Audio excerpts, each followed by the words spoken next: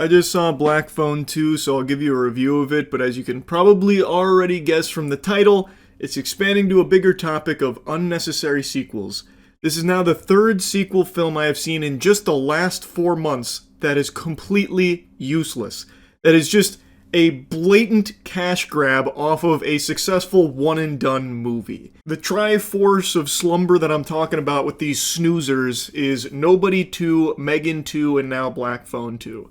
One thing all three of these have in common is they're not horrible. Like, they're not really bad movies, but it is just so clear when you see them that they had to reach deep into their ass and fiddle around with their colon to pull this poop out here to try and find a way to bring it back so that way they could guarantee some ticket sales. Because those movies, Nobody, Megan, Black Phone, were all pretty successful and well-liked. And, you know, if something is liked, it means it can be monetized thoroughly until you fucking hate it. So, Hollywood doesn't like to leave money on the table. They had to try and find ways to milk these properties for all they're worth. Get in there and start fucking tugging on those udders till they fall off.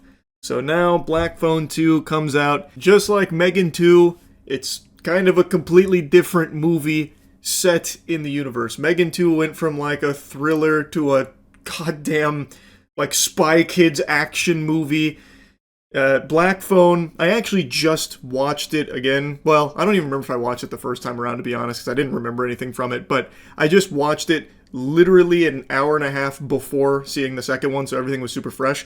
I think it's a really good movie. I'm guessing I just didn't watch it when it came out because I probably would have remembered it. I watched it today. I liked it a lot. It is a missing persons thriller. It's not really a horror movie, but it has like some supernatural elements that integrate like a little horror to it. But more so than anything, it is a missing person thriller where a kid is kidnapped by the Grabber, whom they're trying to make a horror icon now, which I think is so fucking cringe, trying very hard to ham-fist him into, like, horror culture. But this kid is kidnapped by the Grabber, as he has kidnapped other kids and killed them, and he is now trying to figure out ways to escape. And he's getting some phone calls on the phone, where he's being held captive, from the dead kids, his previous victims, that are giving him little breadcrumbs, little pieces of the puzzle on how he could possibly get out. It's a very cool movie. Black Phone 2, however, has nothing interesting like that. It's kind of like Diet Freddy Krueger meets a season of Stranger Things. Again, it's not bad, and there's some cool shots in here. I'm gonna get into spoilers. Here's your spoiler warning. That's out of the way. This one is much more of just a generic horror movie. Finn is no longer the main character. It's Gwen, which is fine. And I do appreciate that they don't just have Finn move on, you know, as if nothing happened to him. Like, he just doesn't go, you know, back to normal life, lickety-split. He is still struggling with all of the trauma that he experienced from the first film. I think that is a very good extension of his character.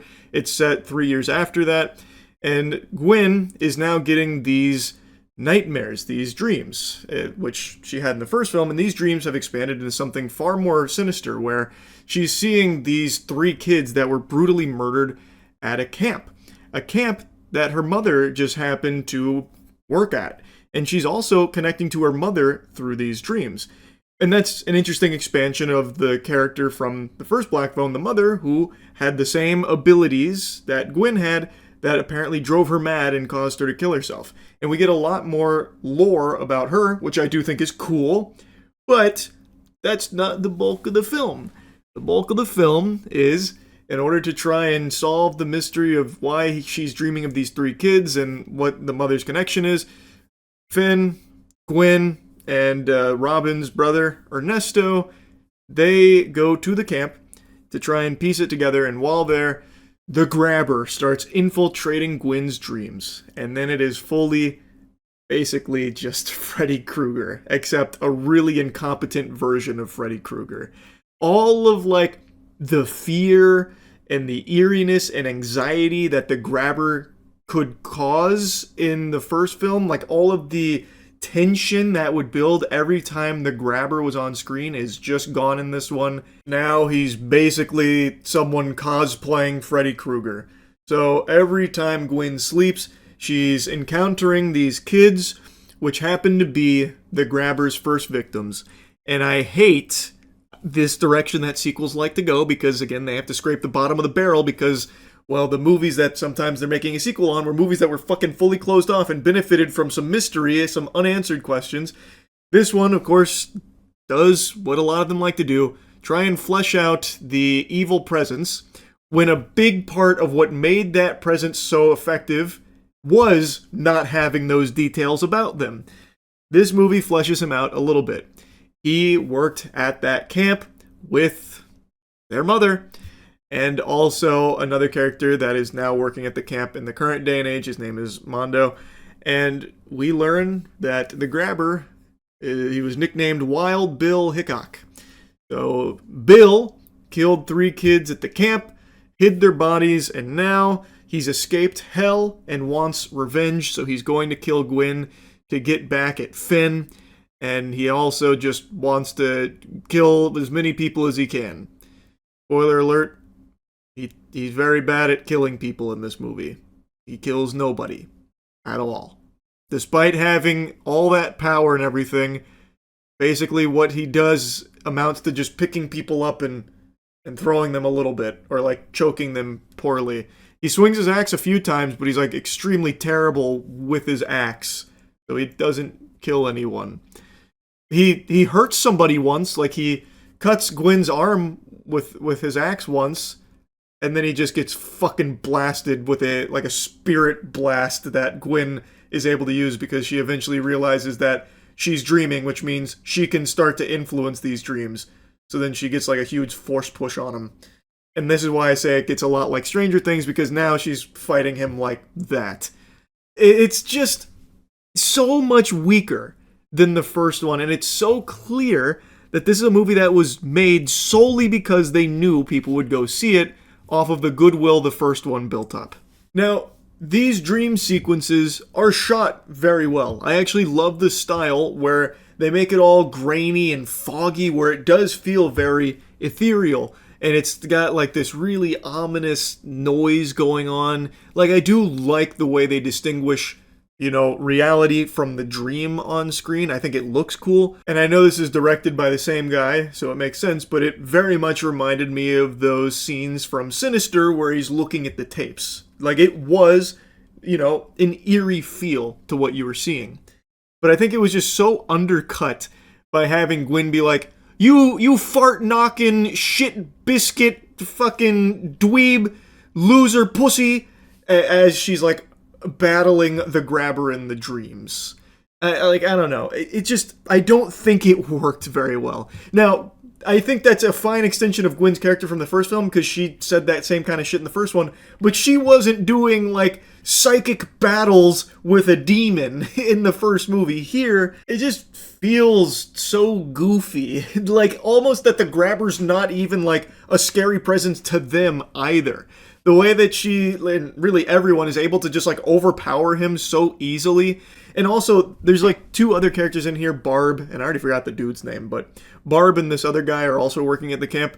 And the grabber, while he may appear in Gwyn's dreams, he is just there in reality too. He's invisible. And he's skating around the ice and he like hits them with an axe and kind of like fucks with them a little bit, but he can't even kill them who don't even know where he is or anything. Like, even the people that can't see him are able to just blast him. Like, Finn eventually gets the upper hand on him while completely invisible. Finn cannot see him, and Finn is just bashing his skull into the ice. And everyone's just, like, mocking him and insulting him, like, oh, Bill, yeah, you're going right back to hell. It just makes him feel like almost a joke, Like, he doesn't feel scary or anything. That everything in the first film that was built up for this guy, all of the mystery and how fucked up he was and how unnerving all of it was, when Finn does kill him in that movie, it felt like such a crazy triumph, that all the pieces came together with everything that the kids on the phone were telling him, all of it he had to use to beat this guy. In this movie, all it took was Gwyn realizing that she's in a dream, she can start to control things, so she fucking ragdolls this guy. And then Finn, once he, like, sees where he is on the ice, because he got tripped, Finn just goes over and just absolutely just slaughters him like easily. Which, granted, that was like a core piece of what they were doing, is trying to free the souls of those 3 children that were the victims of the grabber that their bodies were never found. By freeing them, it would take away some of his power, so it made him more vulnerable. But a couple of things here. One, he was already being overpowered, like in the kitchen where he was going to like burn Gwyn to death. 2 people were able to just rip Gwyn away from the grabber, and then he just vanishes after she wakes up. And 2, when she falls asleep and it spawns the grabber, he is present in the physical reality. That is clearly established, especially like at the end of the movie where all the other characters can see where he is skating because it is leaving marks. And then, of course, he like hits him with the axe, even drags that guy around with the axe. He is there in the physical world once she falls asleep. Why would he even let them get near that lake? All he would have to do is the second she falls asleep, he would then go and just kill everybody else so they can't even investigate the lake to find the bodies and take away his power. I don't know why he wouldn't just do that. Instead, he would rather like monologue to Gwyn and like show her the truth about her mother. Instead of... And he did make a point of saying like, you're trying to take my power, which gives me every right to defend it. Like, he does defend it, but only after they like are uncovering a body. Even though he clearly wants to defend it, but has done nothing to do so until it's like way too late. I don't really get why he wouldn't just stop them from ever getting to the lake in the first place. Like, it's not like Gwyn kept him at bay or anything. When she would fall asleep, that is when he would spawn in. It summons the grabber. And he is there in the physical reality, just invisible. He could have just killed everybody before they ever even got to the lake while invisible. It just seems to me like he's pretty shitty at what he was trying to do. But I just really feel like everything that made Black Phone 1 good, everything that worked really well for Black Phone 1, is just abandoned in the sequel.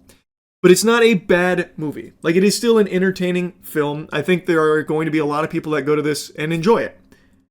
I'm not really one of them. Like, I think it's fine, but after seeing Black Phone 1 literally an hour and a half before this one, it is just night and day in terms of quality of these films. Anyway, though, I really hope this trend of forcing a sequel to movies that don't really have a lot of wiggle room for it, I hope that trend starts to dwindle soon, because I'm pretty tired of it now. This is the 3rd one in only 4 months. Anyway, that's really about it. See ya.